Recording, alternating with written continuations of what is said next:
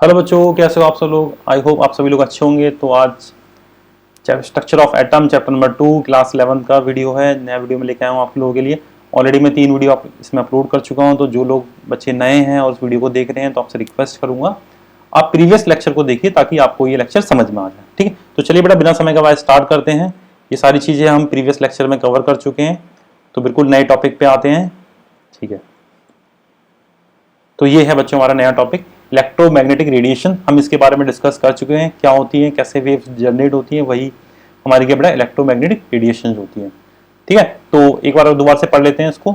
According to this theory the energy transmitted from one body to another in the form of wave, this wave travel in the space with the same speed of the light. ठीक है, जबकि मैंने आपको बताया 3 × 10⁸ this wave are known as electromagnetic wave and the radiant energy. ठीक है ना, तो ऑलरेडी हम डिस्कस कर चुके हैं इसके बारे में। फॉर एग्जांपल के radio wave, microwave, infrared wave, UV rays, है ना, यूवी रेज, कॉस्मिक रेज या एक्स रेज। तो मैंने आपको इसके यूजेस भी बताए थे, कहाँ का ये सारी रेज जो हमारी वेव्स हैं यूजेस होती हैं। तो आपको एक इंफॉर्मेशन के लिए आपको पता होनी चाहिए ये कहाँ का यूज होती है। चलिए, सबसे पहले हमारा आता है नया टॉपिक वेवलेंथ। वेवलेंथ क्या बेटा, it is defined as the distance. जो वेवलेंथ क्या है, इसको हम लैम्डा से डिनोट करते हैं, ये आपको पता है क्योंकि हम इस पर डिस्कस कर चुके हैं वेवलेंथ क्या है। लेकिन ये होती क्या, अब इस पर बात करते हैं वेवलेंथ क्या होती है। It is defined as the distance between 2 consecutive crest and trough. यानी कि जो वेवलेंथ है बेटा, ये जो बताती है क्रस्ट और ट्रफ, यानी कि या तो क्रस्ट क्रस्ट के बीच का डिस्टेंस और ट्रफ ट्रफ के बीच का डिस्टेंस। देखो, जब भी हम बोलते हैं या किसी भी चार्ज पार्टिकल के द्वारा जो वेव जनरेट होती है वो इस फॉर्म में होती है। ठीक है ना, ये इस तरीके से जैसे जा रही है नीचे। तो जो ऊपर का जो पार्ट होता है उसको हम क्रस्ट बोलते हैं और नीचे का जो पार्ट होता है ट्रफ बोलते हैं। तो ये क्रस्ट टू क्रस्ट के बीच का जो डिस्टेंस होता है बेटा, इसको हम क्या बोलते हैं, वेव लेंथ बोलते हैं। ठीक है ना, तो ये चीजें हैं, ये इसको हम वेव लेंथ बोलते हैं। कुछ वैल्यूज हैं, ये आपको पता होनी चाहिए। 1 angstrom is equal to 10⁻⁻10 metre. 1 pm यानी कि 1 पिकोमीटर इज इक्वल टू 10⁻⁻12 और 1 nm यानी कि नैनोमीटर 10⁻⁻9 मीटर। 1 centimetre 10⁻⁻2 metre. ठीक है, तो आई होप बच्चों आप लोगों को ये क्लियर हो गया होगा। चलिए नेक्स्ट टॉपिक बात है। फिर आता है बेटा फ्रीक्वेंसी। फ्रीक्वेंसी को बेटा म्यू से डिनोट करते हैं, म्यू। तो number of wave which passes through a fix point in a 1 second.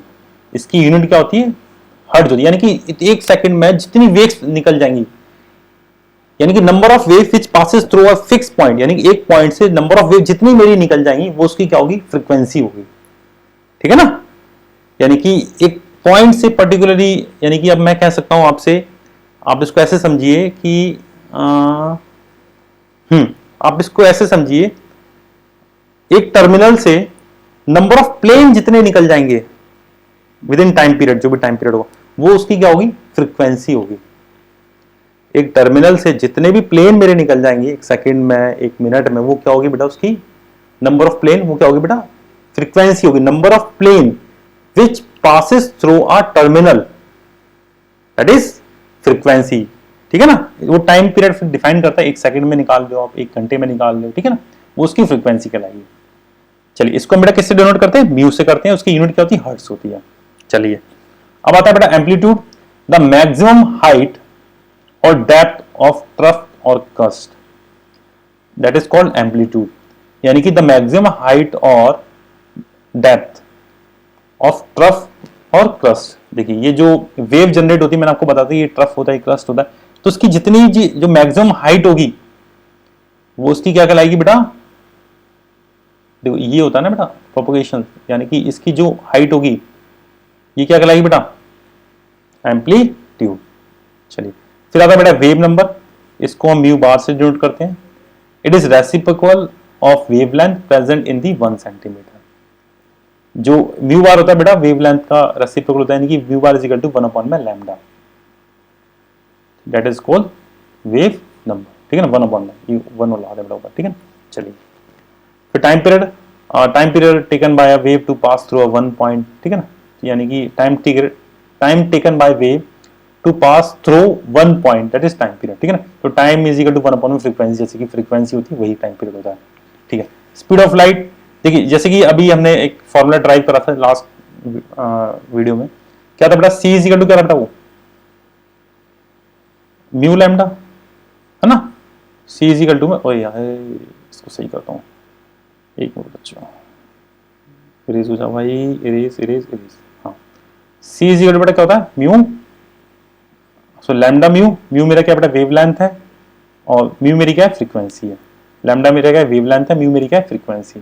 चलिए नेक्स्ट आते हैं, ये क्वेश्चन दे रखा है problem number 2.3, the Vividh Bharati station of All India Radio Delhi broadcast on a frequency of 1.368 kilohertz, ठीक है ना, ये फ्रीक्वेंसी दे रखी है कि म्यू दे रखा है आपको 1368 किलो हर्ट्ज। चलिए ये फ्रीक्वेंसी आपको मिल गई, फिर क्या रहा है, calculate the wavelength of the electromagnetic radiation, तो वेवलेंथ जानते बेटा हम, यानी कि लैम्डा मुझसे कैलकुलेट करा रहा है। बेटा हमने फॉर्मूला पढ़ा था, सी इज इक्वल बेटा क्या होता है, म्यू लैम्डा, ठीक है, तो हमें निकालना बेटा क्या लैम्डा, तो लैम्डा इज इक्वल टू क्या हो जाएगा बेटा, म्यू अपॉन में, सॉरी सी अपॉन में म्यू, सी की वैल्यू कितनी है बेटा 3 इंटू में 10 टू की पावर 8 यानी कि स्पीड ऑफ लाइट, और लैम्डा आपको दे रखा है 1368 किलो हर्ट्ज। लेकिन अब आप एक चीज देखना बेटा, किलो हर्ट्ज है ना, इस किलो को आपको हटाना पड़ेगा, किलो को हटाने के 10 टू की पावर 3 का मल्टीप्लाई कर दीजिए, ठीक है। अब आपकी ये सिंपल कैलकुलेशन आ गई। अब आप इसको जब सॉल्व करेंगे, आप इसको बेटा नॉर्मली अपने कॉपी पेन पे कर लीजिएगा, मैं इसको एक कैलकुलेटर की मदद से कर देता हूं। तो जब इसको आप सॉल्व करोगे तो इसका जो आंसर आएगा बेटा 219.3 मीटर, ठीक है बच्चों। तो ये हमारी जो उसकी वेवलेंथ है उस फ्रीक्वेंसी कितनी होगी 219.3 मीटर, ठीक है। चलिए और ये वाला जो क्वेश्चंस मैंने आपको दिया है, find the frequency if wavelength of given wave is 400 nanometre, तो बेटा फ्रीक्वेंसी हमें फाइंड करनी है, जो नेक्स्ट क्वेश्चन है मेरा। चलिए इसको भी कर लेते हैं एक बार, मैं पूरा नहीं बताऊंगा आपको जस्ट एक आइडिया दे दूंगा, आप खुद से इसकी कैलकुलेशन करके करिएगा, ठीक है ना, और मुझे कमेंट सेक्शन में इसका आंसर आपको बताना है, ठीक है। फाइंड द फ्रीक्वेंसी, मुझे फ्रीक्वेंसी फाइंड करनी है, यानी कि म्यू मुझे फाइंड करना है।